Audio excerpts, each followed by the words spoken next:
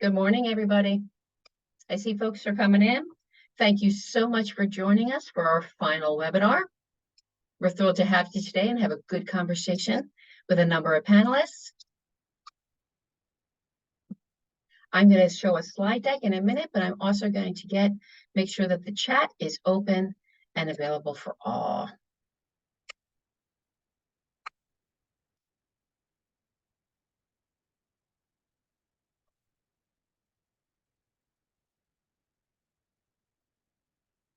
And folks, this presentation is just going to go on a reel. It will toggle through some information that will be helpful during the presentation today. Our guest speakers and our panelists will be with us in a minute.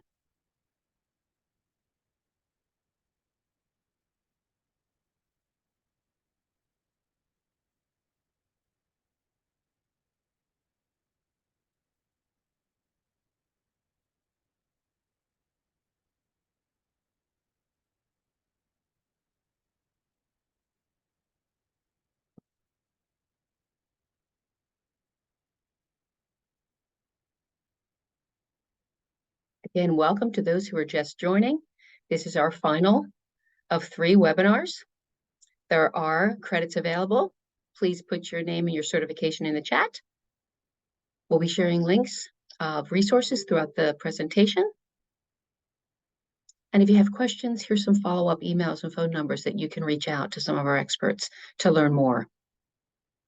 There is a post-webinar survey. We've had really great input and insights from those who have taken it. The survey is different each time, so don't think you'll be answering the same questions. We would appreciate you taking our final survey as well.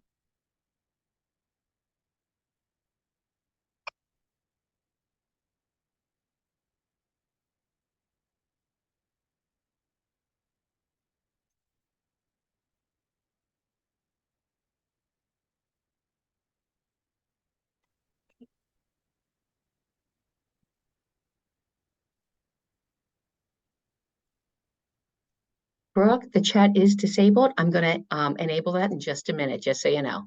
Okay.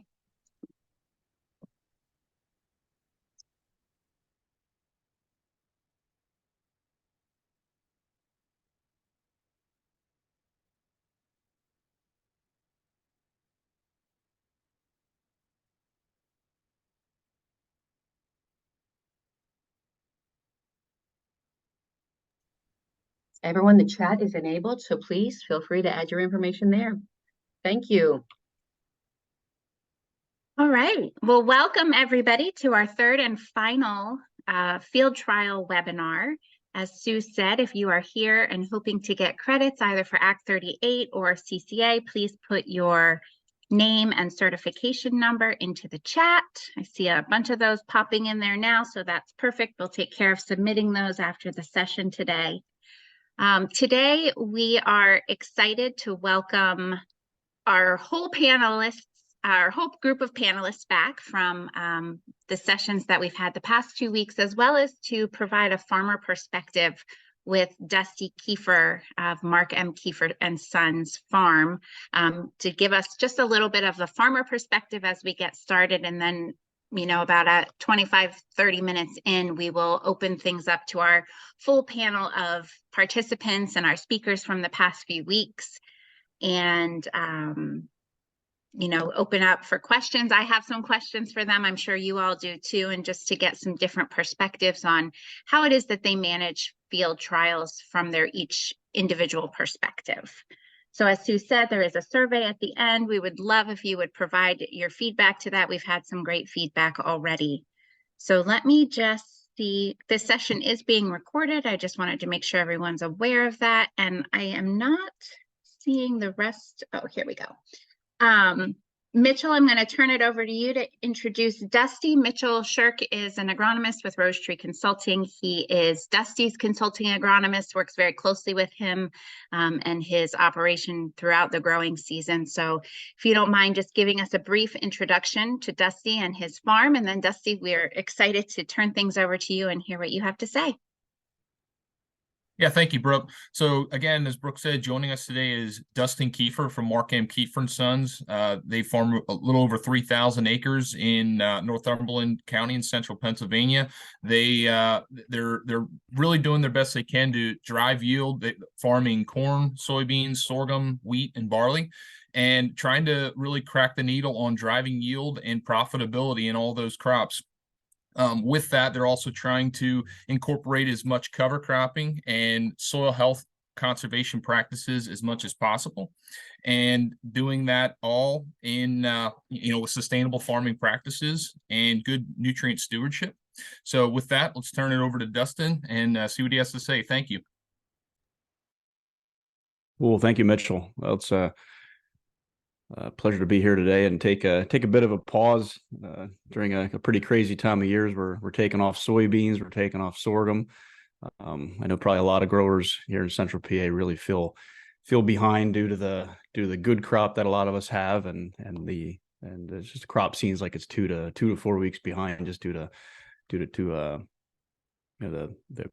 growing season this year. So it's nice to take a little pause here and talk about something that's really a kind of a passion project of mine is the on-farm testing that we do here at Kiefer and Son. So I'm going to go ahead and share my screen here. Hopefully this IT works for me. So what we're going to talk about today, or what I'm going to go through a little bit, is what is the why, and some of the nuts and bolts of on-farm testing that we do here at Mark Kiefer and Son in Northumberland County. So, like I said, a little bit about us. Mitchell introduced us a little bit, but we're a 4th-generation grain farm, and we're in southern Northumberland County. And like Mitchell said, we've really diversified our operation in terms of the crops we grow in the last 2 to 3 years. Maybe 5-6 years ago, we were that typical corn soybean rotation, no cover cropping, and we've done quite a bit in the last few years to really diversify the operation with multiple crops, as well as bring in cover cropping. We have 4 full-time employees that help us get it all done. Really blessed to have a great team, and there's 2 generations of family. That's my wife and I and my parents. We also have a Pioneer and Pivot Bio sales agency here on the farm. So getting into it, on-farm testing. So why do this? Why would farmers spend all this effort? Well, really at its core, on-farm testing is research and development. It's basically what it is. It's like corporate research and development. Like any company's gonna put effort into developing new products or new practices, or maybe they're researching their marketplace to determine where they need to be in 2 to 3 years. Progressive farming operations are going to be doing this at some level or some scale, and it's usually directed at ways to increase revenue. How are we going to get more bushels per acre? There are some efforts that can be in reducing costs, cost reduction or efficiency gains, but most of it's to try to move the needle and get more bushels in the tank. So it really comes down to learning what products or practices have return on investment in your system, and I underline that for a big reason, because it is mind blowing out there. It is head spinning on how much farmers get thrown at them with five bushel in a jug, or do this and increase yields by 2.5 bushel, or do this. And you go to conferences and go to winter meetings, and you can come up with a laundry list of stuff to try.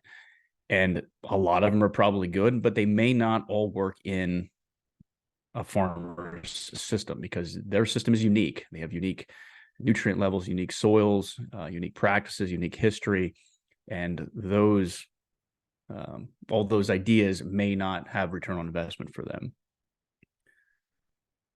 It's also helpful to do continued testing to make sure that what you're doing has return on investment.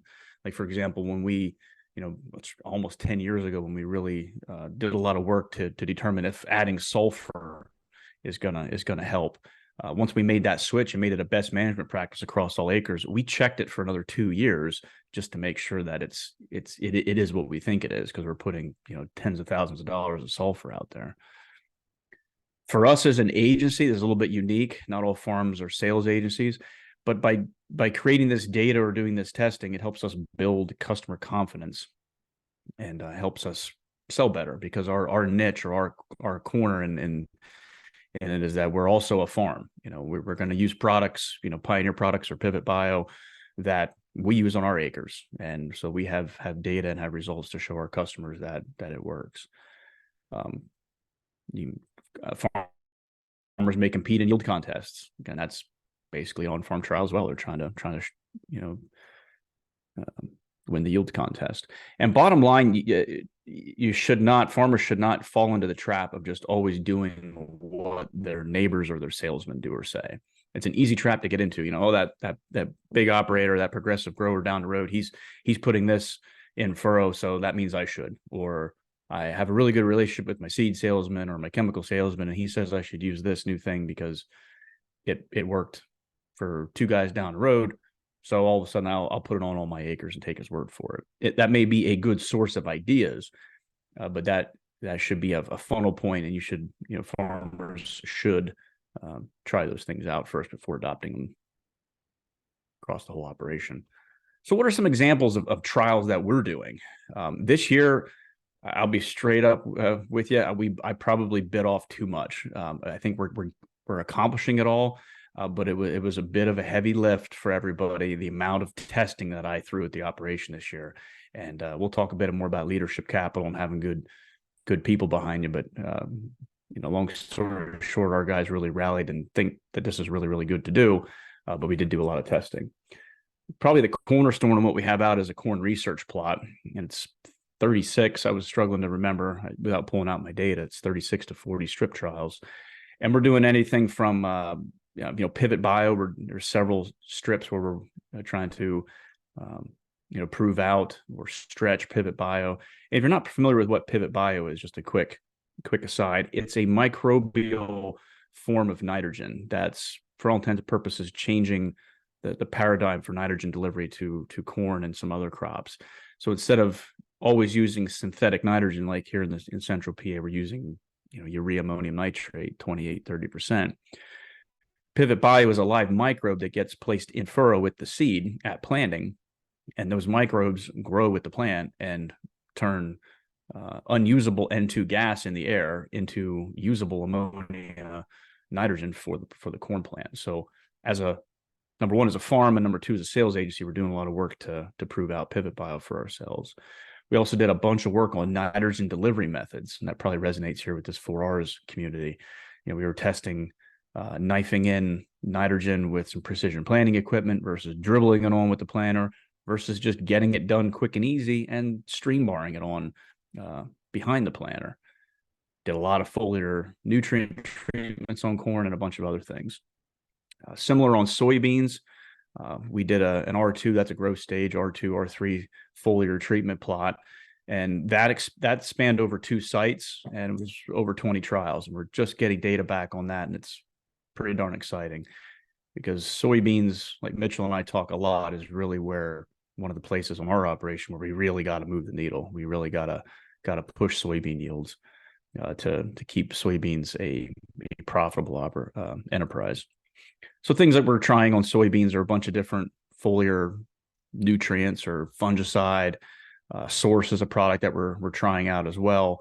And we also did some pretty cool research with knifing in nutrients, sulfur and potassium, at planting beside the row. We are in our second year of growing sunflowers here in the area. It's kind of a defensive play to get, for all intents and purposes, a soybean replacement on some very drought-prone acres. And we're doing some variety trials there, because industry, sunflowers is not grown in Central PA. And again, like what I said earlier, we don't want to take the company's word for it, the seed companies, that, hey, what works in South Dakota or what works in North Dakota will work in Central PA. So we spent a bunch of effort this year trying a whole bunch of different variety trials. And that one really bore a lot of fruit for us, because we found a very good variety that I think is much better suited for us than was maybe the standard one that was offered to us by seed companies. A couple more examples. We're doing some work on sorghum. Not as much work here. Sorghum is kind of an ox compared to the racehorse of corn. But we did spray some fungicide on at boot stage, and that looks like that could be quite a quite a needle mover there to reduce anthracnose. For us as an operation, we spent quite a bit of effort looking at different nitrogen delivery methods. We tried this year, I might have said earlier, knifing in and dribbling nitrogen on at planting to see if that has a real advantage, like that higher efficiency or that better placement of nitrogen. Is that worth basically the pain in the butt that creates of having to put liquid systems on planters and nurse planters with liquid, and for all intents and purposes get the crop in later, or almost need a whole nother man and a whole nother planter to put it on quote unquote perfect. A lot of work in cover crop. We planted about 200 acres of plant green soybeans and about 100 acres of plant green corn this year. So we got some cool side-by-sides, but that's not going to really be one that we can take like a 1-year data slice at, because cover crop is more of a multi-year investment to improve soil health. Just finishing up here, corn populations, a couple other things. We've looked at sulfur, adding sulfur with the corn side dress, and we also are pretty confident that adding liquid sulfur in our soybean program was a big deal. So this all sounds cool, but there's got to be a cost to it, right? Well, there definitely is. I'm confident that the cost is worth it for what all we learn to navigate this difficult space that that is grain farming. So what are all these costs? Well, the direct cost is going to be the extra inputs. You're going to buy, farmers going to have to buy jugs of stuff. You might have to modify equipment. Like if you have a planter, for example, that has no in-furrow system or no nitrogen, no nitrogen delivery system, maybe a big investment of equipment to try that. Some companies will throw product at you to try, but as a farmer, I would be wary of that as well. Like if someone's like, "Hey, here, it's free, try this." Generally, I just go and buy it myself. That way, I know. How do I say? That way, I'm selecting the products for the trial as opposed to taking a whole lot of suggestions for what we put in our trials. There's definitely going to be added labor. Okay, so it's just going to take extra time to get this stuff done. A planter in good rolling might do 8 or 10 acres an hour, and it might take 2 hours to do a half-acre plot. So it's going to take a lot of extra time, a lot of extra manpower. You're going to have lost opportunity due to slowing the production down. Is it huge? Is it significant? Probably not, but you're going to, in some form or fashion, increase the time to get the crop planted or get the crop sprayed or get the crop harvested. There's a possible loss of revenue. This is probably on a smaller scale if those trial acres underperform. So if you try something and it absolutely just tanks, you lost revenue compared to what your standard practice would be. And a big one here, it costs leadership capital. I mean, that is not a endless thing, to rally the troops behind an idea. You can't do that as a leader willy-nilly. That you have to do that selectively, and that has to be done intentionally. So it costs leadership capital and goodwill with your team to rally them behind something difficult and in the end purposeful. And finally here, another key to success, a big key to success is communication. That's just a key in any organization, but with pulling off on-farm testing, I really tried to step my game up this year in terms of communication and documentation. It really felt like for 2 or 3 years, I could come up with these cool plans and we could get trials planted, could even get some trials sprayed, but then I would drop the ball at the end of the fourth quarter, fumble it, and not get the information needed to the combines to actually harvest the stuff. And they would be in hammer mode. It would be crazy this time of year, and check strips and plots would just get harvested and tossed together, and we would never know how they did. It was kind of, it stunk. It was disappointing to put all that effort, and then just because I couldn't get the ball across the goal line. So I spent a bunch of effort this year and came up with harvest sheets. Both combines, we run 2 combines out in the field, and they both have all the information they need, and they know where the plots are at. So as they come to it, they have data collection sheets. And this is an example here on the right of our soybean spray plot that we actually just took off, where we had some fungicide and some foliar treatments. So put everything right there, made it quick and easy. A real key to this too is that our grain carts have weigh scales on them. We don't run our trucks over scales. We use our grain carts to weigh our crop. So basically every grain cart can weigh the test plots and help out with this. We don't have to run a separate little pickup weigh cart out, which would make it quite challenging. I think that's actually my last slide. So yeah, I believe that's it there. So I just wanted to, spend a few minutes here and give it a bit of an overview. I know there's probably a bunch of questions from panelists or maybe from folks participating, but that's a little bit about what we're trying. We've really been testing for probably 8 or 10 years, and it's been quite impactful. Long story short, it is pretty costly, but I'm confident it is the juice is worth the squeeze. All right. Well, thank you, Dustin. If there are questions from the attendees, please feel free to put them into the Q&A. I have a couple for our whole group of panelists here. So Eric, Charlie, Paul, if you wouldn't mind popping back in here with your cameras, that would be great. And I'll go ahead and get started. I think I'd be curious to know what's the biggest on-farm trial surprise that you have seen. Has there been a product that you thought, oh, this is never going to work, or practice, and then you've seen, amazing results, or vice versa, where you thought this is going to be the next big thing, and really it just didn't come to fruition on your operation or on a client's operation? So I don't know, Dustin, if you want to start, if you have any thoughts on that. Have you had surprises, or have things kind of panned out for you as you would have expected?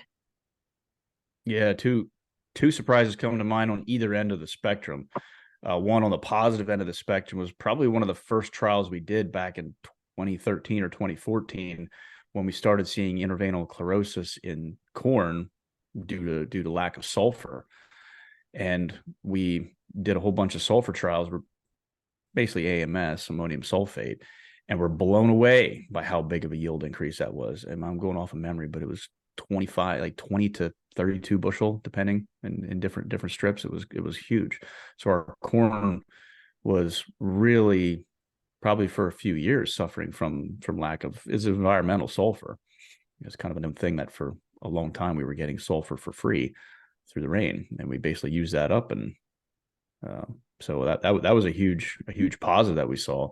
Huge negative, I'm not gonna say the product, but we tried a product last year. It was a foliar nitrogen product, and it actually had a negative effect on the soybeans, probably due to how much stress the soybeans were under last year. We were severe drought, and the product was labeled to not go on during stress, but it was impossible to find such a window last year. So that was really surprising that a product actually hurt yield. So it happens. You can definitely get surprises. Charlie, I see that you're off mute. Do you have any stories to share about trials that have either gone better than expected or worse than expected from your perspective? Sure. So it's I'll offer a story.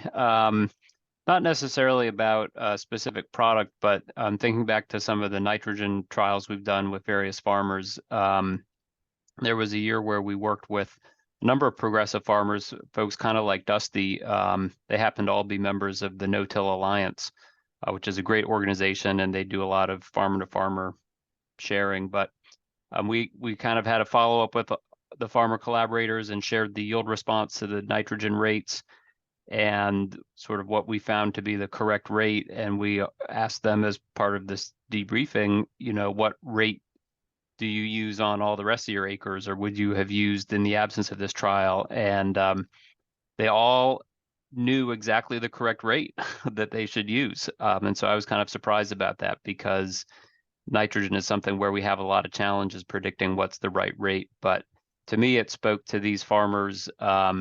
And I said, well, how did you know that was the right rate? And they said, oh, well, we've tested it, right? They've done things like what Dusty's describing. And, they over the years had run their own rate trials and kind of knew where it should be, and then said, oh, okay, well, that all makes sense. we have our current group of farmers this year all have been over applying nitrogen, which is more what I was sort of expecting, is that and that's common because of just not knowing what the uncertainty around it, right? It's better to over apply a little bit than to under apply a little bit. So this year's group is more kind of typical what I would have expected, but I was impressed by the No-Till Alliance farmers and their knowledge through their own testing. Nice. Dusty, we have a question for you in the chat about how many acres are you doing on-farm trials on? You know, are you looking at 500 acres? Are you looking at smaller numbers? What's that? How do you decide that? And what is that number for your operation where you're comfortable?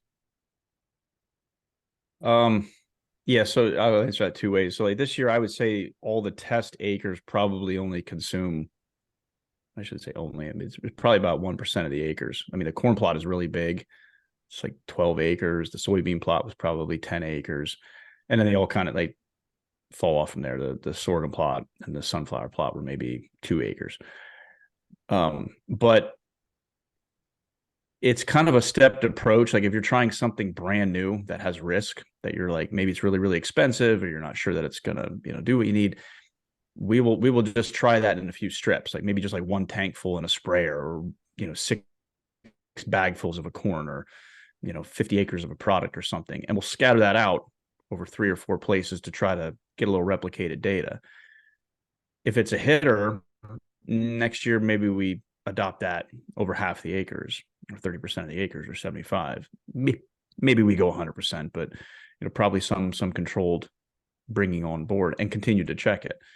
So I guess from that standpoint, maybe if it's in year 2 or year 3, like you're not sure this is a best management practice, it might be 1/3 to 3/4 of the acres, depending how confident you are. I'd be wary to bring in something brand new unless it's like a sure hitter, very, very low risk, and throw it, at 100% of the acres on year 1. I've done that before. It's not a good idea. I paid some tuition on those type of decisions.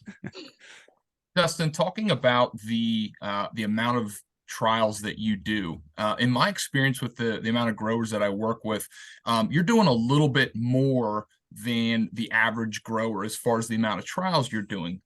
And with that, you touched on some of the struggles and the implementation or the follow through of that. When you look at the amount at 1% or whatever that is to you, and the amount of trials you have on farm, to me, that's like I said, a little bit above average in what most people do. So if somebody listening to this wants to help a grower, they want to set something up on their farm, can you enlighten us a little bit on the hard parts of getting started, and where the hard parts were in following through as you've progressed within on-farm trials? Yeah. So it gets harder as you involve multiple field operations. Probably like the gateway to doing on-farm testing is doing it at planting, trying different, 2 or 3 different varieties, or some kind of planter box treatment, or maybe they have an in-furrow system and you can try 2 or 3 different in-furrow treatments, and it's at one pass, and it seems to be easier just to do those type of things at planting. Once you involve a sprayer, it gets a whole lot tougher. Now you're cleaning out. Sprayers are wide, they're running stuff down. I mean, we actually made a little 10-foot sprayer to go in the front of a little utility tractor, because it became apparent that it just was going to be impractical to burden the 1,200-gallon 90-foot sprayer with doing spray trials. So that's one of the bigger barriers, is to start involving multiple field operations. And there's a lot of coordination too, because you can get you can get 2 or 3 variables that you didn't realize ended up on the same, on the same strip, and now it's, now you got fruit cocktail. You don't got apples to apples anymore. So it can, so it gets more complicated the more complicated you make it. Absolutely. And I think the complication is probably where it's hard to hold up. You talked about the first few years, fumbling, you said, in the fourth quarter. So what were some of the things you had to do to change it in order to execute the harvest this fall and collecting the information you needed? Was there anything specific that made that easier this year?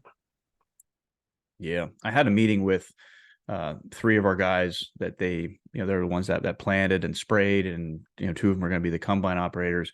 And we sat and just around my desk and did a brain dump of, hey, what are all the checks we did? Because sometimes it's like fly by the seat of the pants, like, oh, I'm going to do a 60-foot check of this here. I'm changing from this to this in the tank.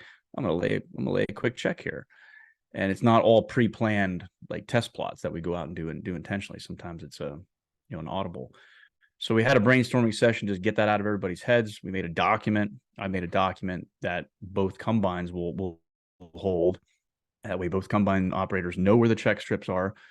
Some of them even included little maps if it was a little confusing, if they had to cut 24 rows off before they came to the check strip or something.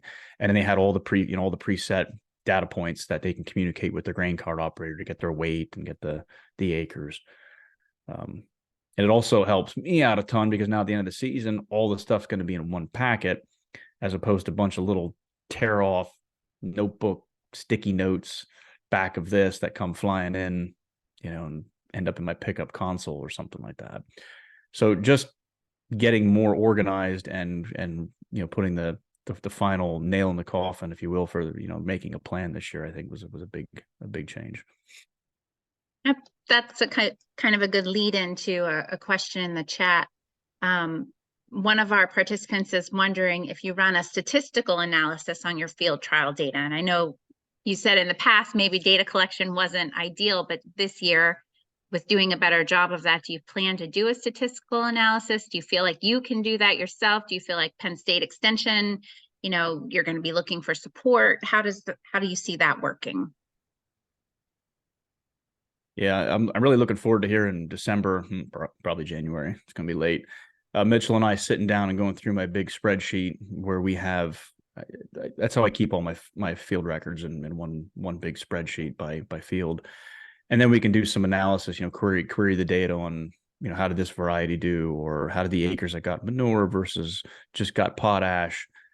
So we'll do. It's probably not highly statistical analysis, but more like yield analytics or harvest analytics to try to see what is there anything that pops out of what really made a difference and what didn't. Charlie or Paul, maybe you can elaborate on opportunities there. I know in your session, we did talk a little bit about the support that Penn State can give to farmers or agronomists who are looking to facilitate field trials, but it might be a good time to just kind of talk through the resources that are available there for people who are looking to get started or get help with the analysis part. Because I think for me personally, that's where it starts to feel overwhelming, right? I have all this data, interpreting it, what does it mean, and how can I get good information out of all this mumbo jumbo of numbers? I guess I'll unmute first with that one. The team structure, whether it's directly with Charlie, myself, or anyone on our extension team, we're available. Everybody's got different expertise. You maybe have two people here with stronger expertise in statistics. I know Charlie's background, I know my background. Oftentimes it just starts with looking at exploratory data. Much like Dusty was mentioning, kind of sit down with it, and you can, especially if it's not a replicated type trial and you're kind of looking at more the trends or comparing over time, there's things you can do pretty basically. I think this came up in our session about tools that could be made available for participants. I know that's something that when I get back, I'll sit down with my computational specialist because we've been building other tools to improve our scouting and reporting system. And not really all that different in some ways with these type of trials than what Dusty was mentioning, but a way that allows somebody who's doing their own sort of trial to have access to really free open source software, not have to be an expert in coding, which is also a big step up for many. So there are some things, but any of us with the extension side, reaching out to the local educator as a starting point or directly with one of us, the great thing is we often have somebody in our programs, even if it's not us, doing this for all of our trials. So we're set up to help with that. I would just add that most of the extension professors at Penn State are very interested in the work that farmers are doing. And so if it happens to be a fungicide trial, right, Paul's going to be excited to hear from you about what you did. If it's a fertility trial, I'm going to be excited to hear from you about what you did, and I'm going to feel motivated to help you with the data.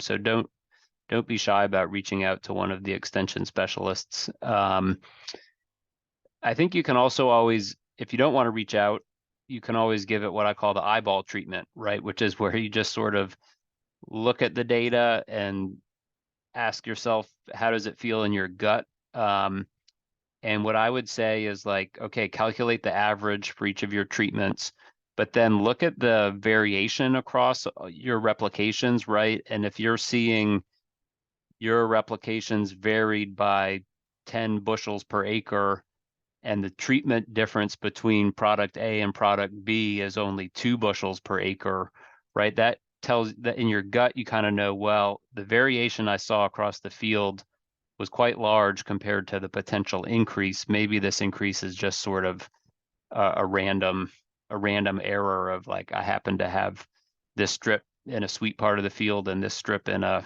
tough part of the field, and that's sort of what's driving it. So I think you can always give it the eyeball treatment and ask your gut whether you think that data is different. If you saw across all 4 replications that you always had a 3 bushel increase compared to the other treatment, and that's very consistent, right? That helps you build some confidence, versus like if it sort of oscillated and then went back and forth, but at the end, sort of one was 2 bushels ahead of the other, but they're sort of neck and neck going back and forth. That probably tells you that's just sort of random chance that one ended up ahead of the other.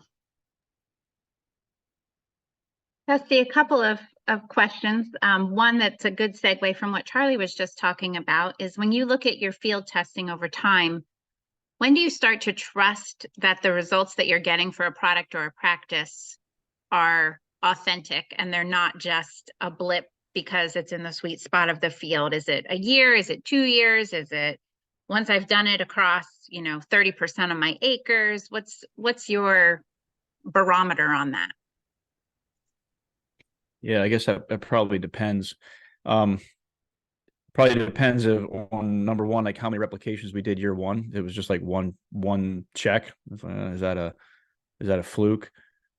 I'm also going to take into account what the manufacturer or what the local sales people said. Like if, for example, our chemical rep is thinking a foliar potassium, over the last 3 years, they continually have 7.5 bushel, and we try it 2 years and get between 7 and 8.5 bushel. We're like, we're kind of on par with what they're saying everybody else is seeing. So that impacts it. And then also once we start stringing multiple years, year 2 or year 3, because you're gonna have really different growing seasons. Stuff we tried last year, that was the thing. Like last year we had a catastrophic drought, probably 1 in 20. So almost everything we tried last year, we didn't even harvest some of the stuff, and it just didn't. It was almost a mulligan. So that's probably a three-part way of answering it. It just depends how many replications, how well does what we find match what kind of everybody else is saying, industry or the influencers or what have you, and then how many years have we tried it. So probably once we start seeing it replicated year 2, like for example, corn fungicide. We tried that 1 year. It was huge. Spraying tassel fungicide on corn. Tried it year 2. It was huge. So we're like, okay, this is the best management practice. We went full bore 100% and just keep an eye on it. And that coincided with what everyone else was thinking. So we had multiple checks year 1. We tried it year 2, and it agrees with what most of industry is saying. Then there's another question about, where did you learn initially how to do on-farm trials? Was it just something that you started thinking about? Were you part of a farmer coalition where it was kind of discussed amongst colleagues, extension, your agronomy team? What kind of spurred your interest, and how did you get started? Probably goes back to what I did before I moved home on the farm. So my wife and I moved back home to be a part of the farming operation in 2013. I went to school at Penn State in agricultural engineering. So I worked in industry for 10 years as an engineer and did a good bit of test engineering and test designing and validation. So it's kind of a passion project of mine. Not everybody's going to be, a spreadsheet geek and want to, come up with tests and stuff like that. So it's really, something I really take an interest in as well. Probably stems back to, I guess, being an engineer. Mitchell or Eric, from an agronomist standpoint, how do you recommend that people who maybe aren't spreadsheet geeks get involved in on-farm trials? It's my philosophy that people should be trying new things, and pick any farm that we work with. I would challenge them to try 2 or 3 new things each year, whether it's a planter treatment or some kind of a new herbicide or something. But you've got to try things in order to figure out if it's a valuable product for your operation. And then once they decide what kind of product they want to try or what kind of crop they want to work on, then let's look and see how we're going to position that product and how we're going to get some yield data from that product. Most of the customers that I'm working with don't have the ability to use yield monitor data. They don't have the ability to use weigh wagons. And so oftentimes we're out there just trying to do hand yield checks and do the best job we can to figure out if there's a difference between their normal way of doing things versus the new product that they tried. But just try stuff, and have a plan for how you're going to grab data. And I'll just add to that. I think there's wisdom in a multitude of counsel. So, whenever somebody's trying to set up some kind of trial, I tell farmers to rely heavily on the folks that you trust and you work with. So, somebody for like Dusty, we put a good bit of input to that. But there's plenty of other people that farmers work with, whether it's fertilizer dealer, chemical dealer, people that work on our operation, and having all the best brains put together for that and relying on certain pieces of the puzzle for that, I think is very important to executing that if you're not, as Brooke put it, a quote unquote spreadsheet geek.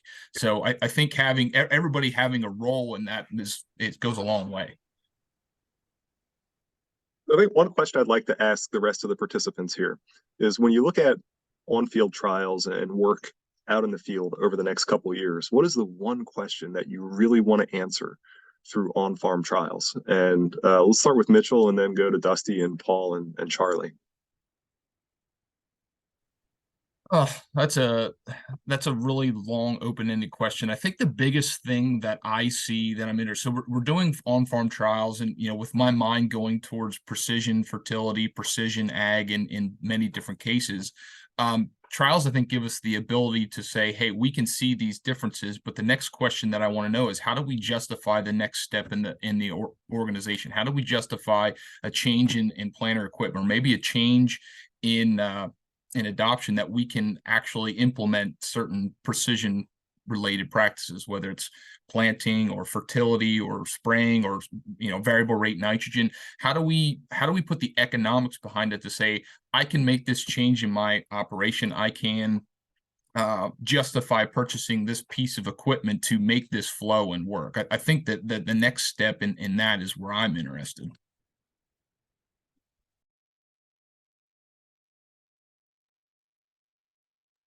Dusty, how about you?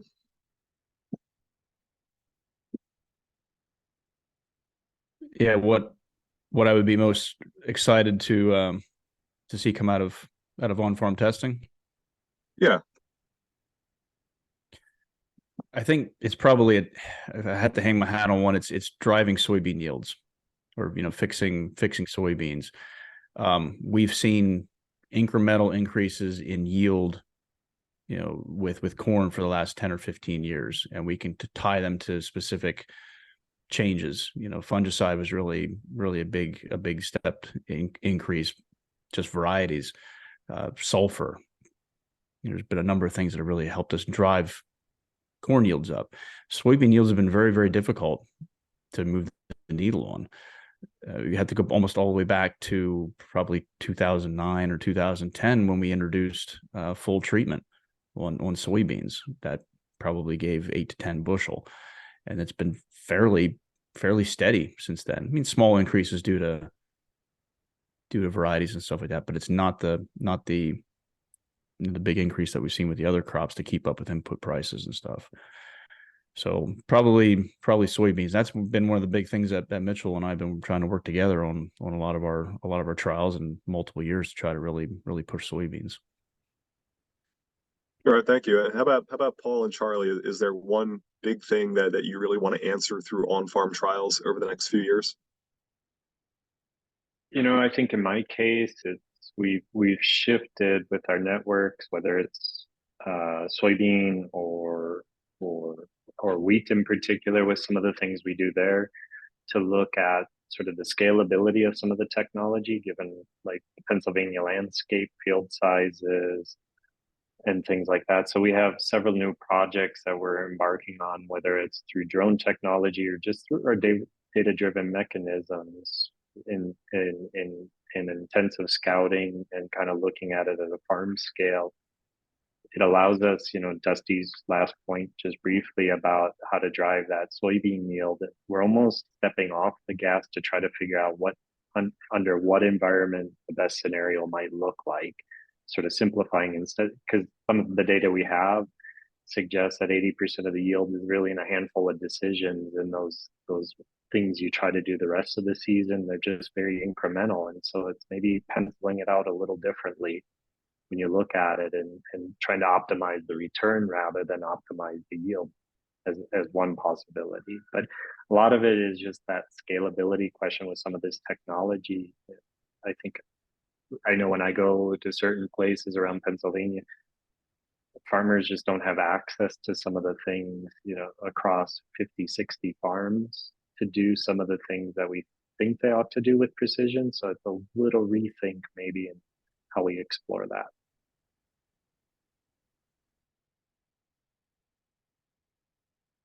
I would say for me, figuring out the ways that we increase nitrogen use efficiency. I think there's dollars to be saved there. There's a lot of environmental benefits as well. And it's not just going to be one way or one product that we do that, but so finding the variety of ways, and then as kind of Mitchell was describing, how do you put that together into a workflow or a package that pencils itself out and pays for itself, right? And what does that look like on different farms? Is it different type of soil testing? Is it using a nitrogen model? Is it using a variable rate application? Is it, better knowing what your actual realistic yield goal is, right? So what are the parts of that process that can drive the improvements in nitrogen use efficiency?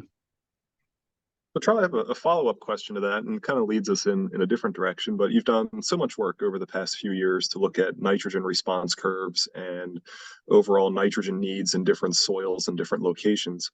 How does the work that you do eventually get to the point where it's influencing nutrient management policy or influencing the old mass balance calculation that we traditionally use for nitrogen needs?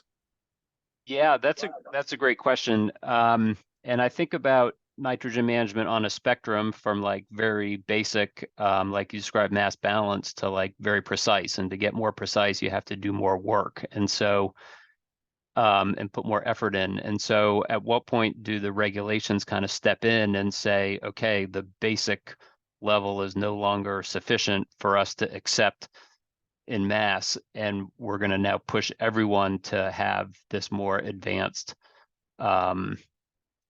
nitrogen management program that they implement. I mean, that's a sticky question for our society in general. At what point do you implement policies and regulations that forces everyone to move forward, whether they want to or not? And so I don't really know that the policy isn't necessarily my area, but in the nutrient management world, we have the basic nutrient management plan that folks have to follow if they're in that category of regulation. But then we encourage and we promote everyone to take the next step of do a PSNT test, run a nitrogen model, measure your organic matter, and plug that into the new Penn State tool, and that's going to give you a better answer. But I don't know. It's a kind of a tough question at what point you regulate people to have to be required to put in that extra effort.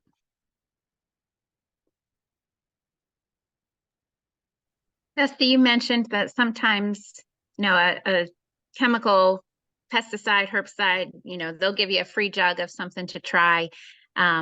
Maybe you're interested, maybe you're not, but are there funding sources out there for people who are wanting to try this and feel like maybe it's just a little more financially than they can undertake, and maybe it's not your area of expertise? I know the 4R Alliance has a couple things that Eric can probably elaborate on, but have you had experience in that? Or Charlie or Paul, if you want to get involved in a Penn State project, how does that work in terms of funding? And Yeah, we've not pursued any kind of assistance yet, or any kind of funding other than, just free inputs to help with it. I'm curious. I know like larger corporations get, there's, R&D tax credits, for the effort that they can quantify the effort that they spend on research and development. It's a tax write-off. So I'm kind of, edging into that to see how that works. I don't know if it's applicable, or, I have no idea if it's even going to be something worthwhile for us. And I'm sure there's probably grants out there as well. I have a couple feelers out to try to learn more about, what kind of agricultural testing, or, what kind of grant opportunities might be out there. Because this really, for us as an operation, like I said, it's a passion project of mine. The guys here, I'm blessed with a great team. They seem passionate about it as well, to want to, innovate and improve, and, find better ways of doing things. So it may be something that we just continue to step further into. But yeah, help at this point, I don't really know. I can't put my finger on like, hey, there's this or that, but it's definitely something I want to start, learning more about.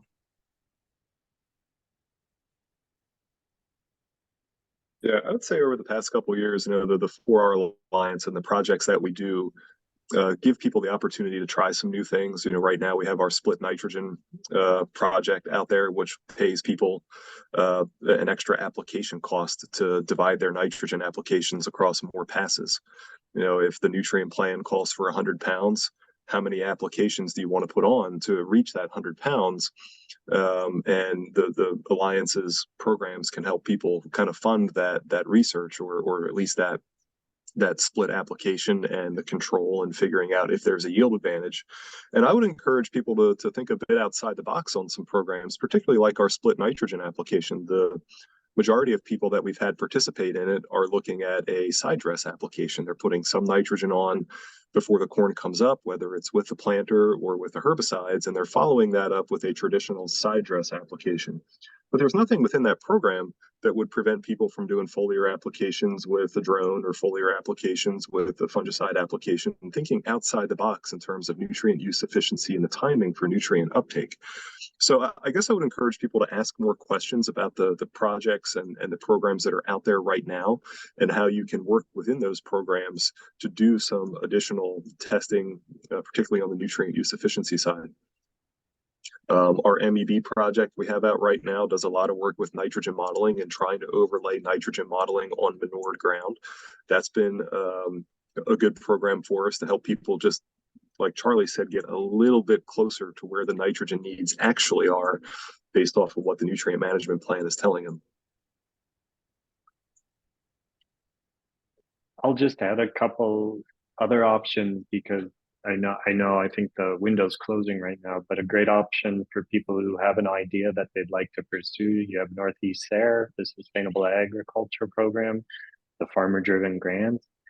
That's an excellent way for the farmer to lead that idea, and maybe linking with, whether it's with a consultant, or with extension, whomever, to try to drive some of that. Most of us with our programs, depending how we're running them, we may already have some funding, or when we're pursuing our grant lines, I think all of us are trying to make that link stronger than just letters of support, actually showing a clear question, need, sort of how do we develop this in a non-farm methodology. And those, there's several other programs, but these are just ways we do this. Like in our small grains program, because of the way we're funded, we're a little different in that we can offer things to farmers to try to take this to on farm. We're trying to calculate the value added pieces if we're controlling for fusarium head scab. What else are we doing in that system? we have kind of standard funding lines we can pull, at least things like product choice, how to design the trial locally for some of that. These are just a few examples. There's others, and I think we spend a lot of time thinking about some of those things, but we don't always have every idea out there, and so it's really a great opportunity for that two-way discussion. So you talked about head scab. What about tar spot? What kind of Well, research I have are a you? follow-up question for you. Just thinking about Penn State and the on-farm trials that you've done, and the 2022 on-farm research report that you put out was great. And if anybody has not read that, I certainly encourage you to find that report and read through it. But how has the on-farm research network through Penn State affected Penn State's ability to do educational outreach? And a second question there is, how has it influenced farmers' decision making for improved profitability? Great questions, both of them. I think from an outreach program, we've kind of evolved to be more flexible instead of maybe some of our standard programming. So like right now, it's a good timing. I'm actually working on the renewal for that program. And we've tried to give educators options to work with either smaller groups of farmers. Dusty actually was at one of our meetings a few weeks ago. I think we had a really phenomenal discussion about five in attendance. I mean, at 3 hours, we were still going full steam, but recognizing the day and kind of the weather that was forthcoming. Those are very valuable, because I think, to answer your second part, it's variable, like the adoption piece or some of that, because as we've tried to expand the network, maybe out of the South Central Southeast corridor over the last 5 to 6 years, we're still in that process of trying to measure the impact into the north, into the west, some of these areas that maybe traditionally weren't part of the network. So it kind of varies where you're located a little bit.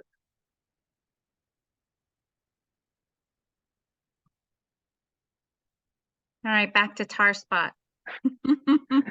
We're not going to let you off the hook that easy. So what do you think?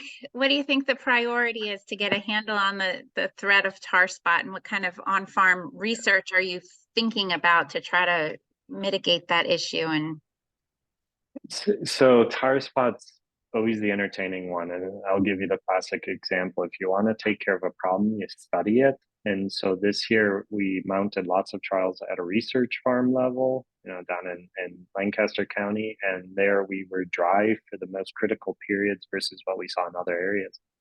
So how we adapt a little bit is, since we saw a tar spot increase in the several new counties, including Center, we quickly kind of ascertain what the hybrid is, kind of looking at a well-rounded photo or picture of what did they have out there, what were their operations. So we have some anecdotal evidence in some of these trials where they sprayed and left a strip, very marked differences, and we're trying to follow up to see what the yield is, because I think ultimately it still boils down to timing.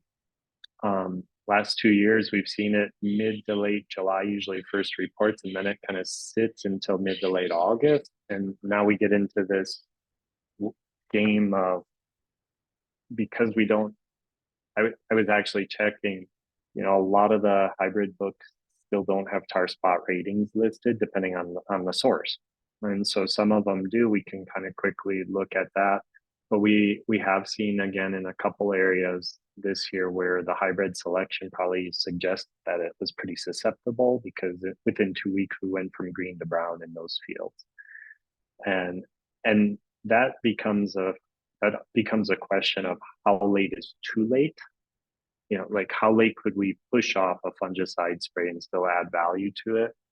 I think, each year's been a little different, so we kind of learn and update. But again, we're going to promote early and active scouting much earlier than maybe we think about with some of these decisions. And that's where we'll start. And then we kind of go from an on-farm perspective. I would say if anybody wants to do fungicide trials, I highly recommend. I know it's a disease that can cause large losses, but I'd still recommend leaving a check strip so you have that information, because we still have gray leaf spot. We still have northern corn leaf, light northern corn leaf spot's been up. other diseases that we would want to compare this to. All right, well, I'm seeing names and certification numbers going to the chat. So if you are here to get some credits, please go ahead and put your information in there. And I'll just finish with one more question. Carl is asking about cover crops. And what are the thoughts about cover crops and reusing of excess field nutrients, and what kind of on-farm trials, might you recommend to get some of that data for a farmer? So cover crops have, I feel, more or less become standard in a lot of the production systems in Pennsylvania now, and they are great nutrient scavengers and recyclers. And depending on how you manage them, it really affects nitrogen availability to the next corn crop. So you've got to be careful. And I mentioned some of the No-Till Alliance farms that we worked with. They spent years dialing in what their rate should be in their new cover crop systems, and they got it pretty well figured out. So I think if you're adopting cover crops for the first time, or you're uncertain about whether you have an opportunity to change your nitrogen, then running some strip trials on your farm where you take your standard practice and you increase at 30 units, or you decrease at 30 units, or decrease at 30 and 60 units or something, see where you are, and how that affects things. That can help you definitely fine tune where you need to be with your system. All right, well, we are at 12 o'clock on the nose. I so appreciate everyone taking the time to provide your insights and your perspectives today. Mitchell, Paul, Eric, Dustin, Charlie, and then Sue for your organization and coordination. So thank you all. If you are interested in watching any of the webinars from the past few weeks, they are available to you. I believe Sue put that information in the chat. You can find them on the Mid-Atlantic 4R's website. There are links there. And again, if you could just take a couple of minutes after this to answer the questions, the post-survey or the post-webinar survey questions, we would appreciate your feedback so we can continue to put together information that is useful for you. So thanks, everybody, and have a great rest of your Wednesday. Thank you all. Thank you. Yeah. Thank you, Dusty. Thanks, guys. Yep, take care.